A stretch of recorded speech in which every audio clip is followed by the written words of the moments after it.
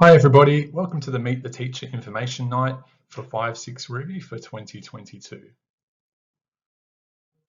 So firstly, welcome. For those of you who don't know me, my name is Mystical Patrick. I've been teaching at Rydalmere for about 3 years now, and this is my second year teaching Stage 3. I'm very excited to be doing it again this year. Unfortunately, we can't be having this presentation in person due to COVID rules, so we're doing it virtually for another year, but really looking forward to hopefully seeing you in person soon. Just a bit about me, I enjoy visual art, reading, swimming, cooking, and video games. So a bit of a nerd. And in this presentation, I'm going to go through, firstly, what we're doing in class in all of our key learning areas, just a little bit of administration, and then just a few things at the end about the school in general. So starting with English first and reading, we are focusing on the Super 6 reading comprehension strategies. Now, these are strategies that have been taught each year at Rydalmere Public School, whether students are in kindergarten, stage 1, stage 2, or stage 3. By now, we're kind of using these skills all together rather than individually. The skills are summarizing, predicting, questioning, making connections, visualizing, and monitoring. And so by now, students have generally sort of mastered these skills of the phonological awareness, being able to hear the sounds, to break up words into different sounds, recognizing, decoding, and they really need to focus on their comprehension skills. In particular, inferencing, which in one way is using your background knowledge and then clues in the text and combining those to draw a new conclusion. So it's essentially reading between the lines and sort of putting together information to come up with a new understanding from the text. And we're also developing vocabulary as well. So thinking about the needs of the students, and that's one of the needs that I've sort of identified early on either through last year or this year that can really improve their language comprehension. And it's sort of based on this science of reading model where there are many strands woven into skilled reading. As a class, we are studying My Giragunji, which is our whole class text study. And that's sort of basically a text analysis, which kind of prepares students for text analysis when they go to high school. And then we also work in literacy groups, which are small groups that are differentiated. And in those groups, students read as a small group. They do some grammar activities, which have been based on lessons that have been explicitly taught at the beginning of the week, spelling and comprehension. This term in writing, we are looking at imaginative texts. And then in term 2, we'll be focusing on persuasive texts. Now, in NAPLAN, students will be required to write one of these text types, either imaginative or persuasive. We're not actually told in advance what type of text type it will be for this year. I find that imaginative texts tend to be harder for students to write successfully than persuasive texts, which are a little bit more formulaic. So it's a good idea to start off in term 1 where we've got plenty of time before NAPLAN to really develop that skill.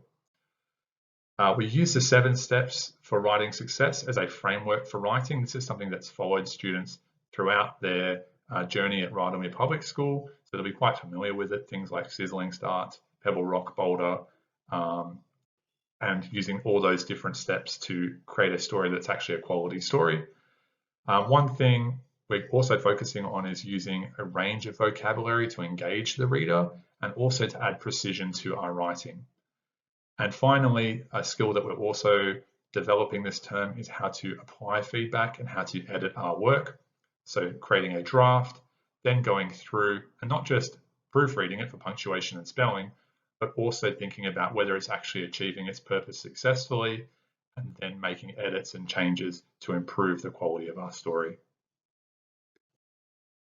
And now on to maths. So this is our scope and sequence for maths for term 1. And each week we do a different topic. So in week 5, we're doing 2-dimensional space.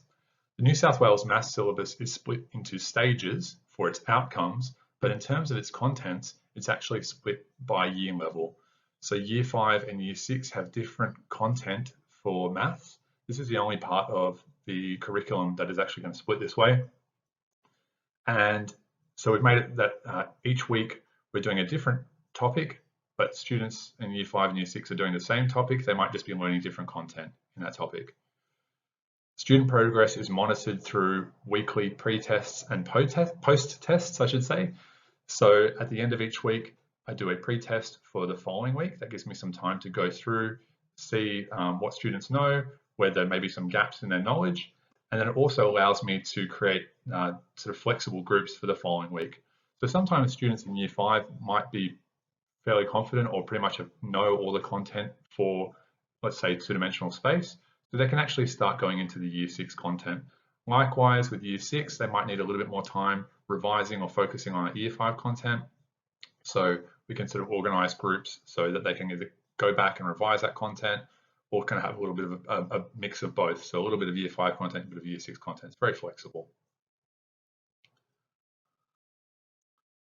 This term in history, we are studying the Australian colonies, in particular the period between 1800 and 1900, looking at the development of the colonies, the reasons why the colonies developed in the way that they did, the impact of colonisation, and also the experience of different groups living within Australia at that time. Now, there's a big focus on historical skills, recognising that history isn't just a story from the past, but rather it's something that's sort of living and it constantly needs to be revisited. So looking at analysis, using different sources, research, and in particular interpretation of that information that we gather from the research and analysis. Also looking at historical skills of perspective, so realizing that different people have different perspectives on history, and that it's quite, there's a contestability as well. So history isn't fixed, that because people have different perspectives on history, that it is argued over time, and that often information is revisited and reanalyzed, and so it's constantly changing. And then also just looking at this idea of continuity and change, that over time things change and sometimes things stay the same. Science and technology is taught by Mr. Quach, who is our RFF teacher. In science, students are learning about how living things adapt to survive in their environment. And in technology, students are using the LEGO Education We Do 2.0 kits to build small machines that they can code and manipulate using these tablets and the software on those tablets. So it's really interesting, really engaging way to incorporate both coding, but then also an engineering side of things. Now onto personal development and health, or PDH. This term, we are looking at the key inquiry question: how am I responsible for managing my increasing independence? This is a particularly relevant topic for students in stage 3, now that they're earning some more freedoms, some more independence, also recognizing that that comes with greater responsibility for themselves and for others around them. So the big idea is that independence and responsibilities change as we grow, and there are many ways to manage those changes and to manage those responsibilities. So we're looking at decision making, looking at consequences, looking at how to manage peer pressure, how to manage our emotions. This unit incorporates child protection. So previously, the PDHP syllabus had individual units for child protection and for drug education. Now they're integrated throughout the whole year. Now onto physical education, or PE.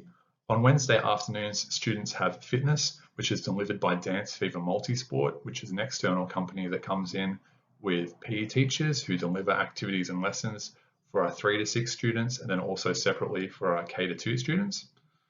And then on Friday morning, we have our class sports lesson, which goes for an hour.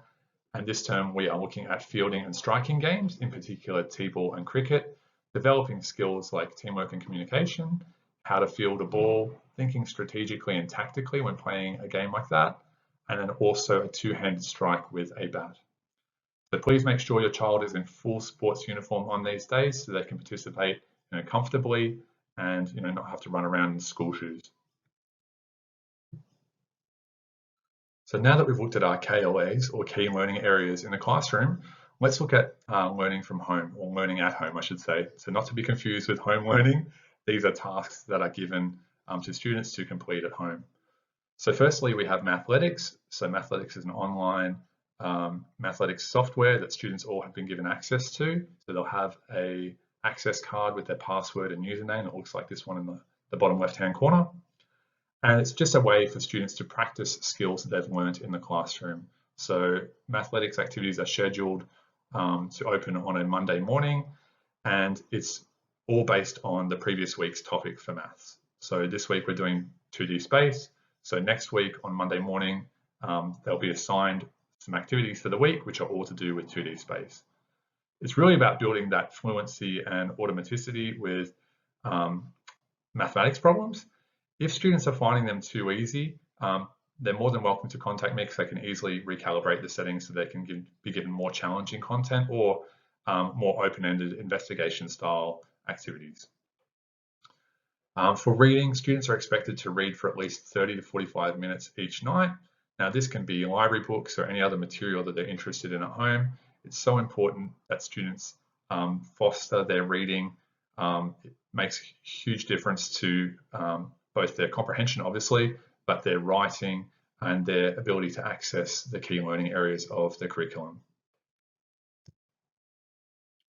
Okay, now onto set tasks. So this term, students are expected to deliver topic talks, which are short speeches of at least 2 to 3 minutes.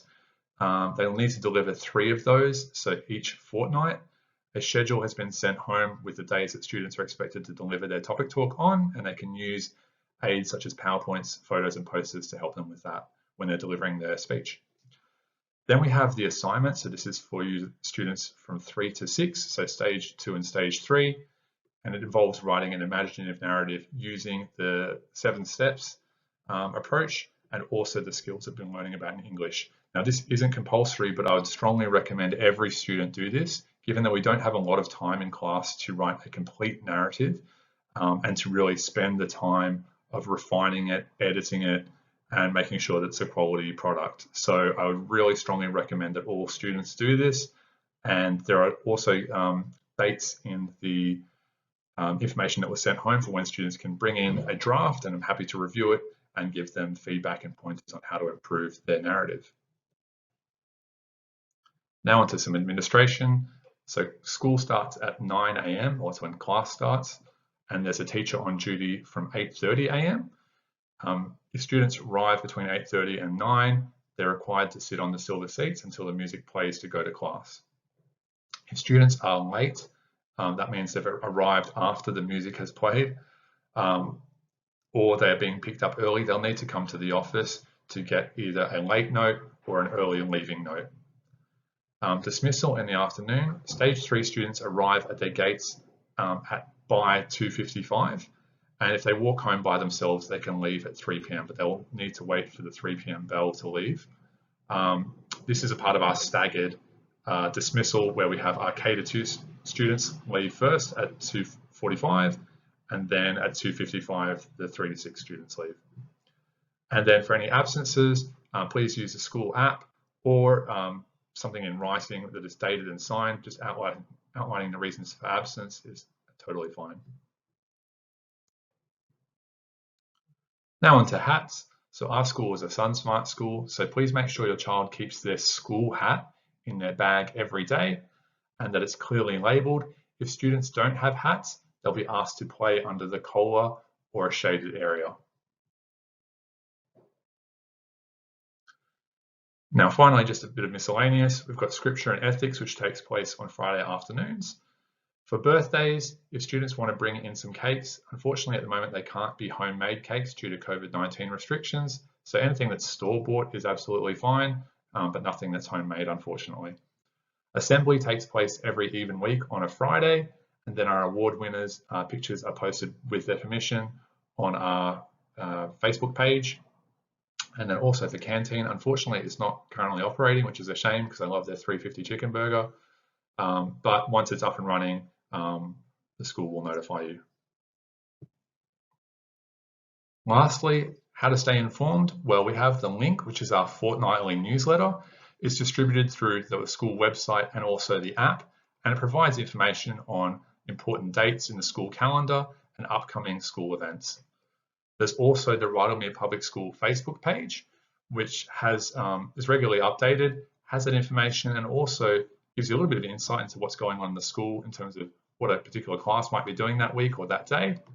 And finally, we have the Rydalmere Public School app, which is a really useful way of finding out about things that are probably a little bit more urgent, and also just a few more reminders that are going to send through the app as well. And that's the presentation. So thank you so much for listening to me. If you have any questions, feel free to contact me by making a booking through the school app or contacting the office. I'm really excited to be working with you this year. It's an absolutely wonderful class, and I look forward to hopefully seeing you sometime in the near future. All right, take care. Talk to you soon. Bye-bye.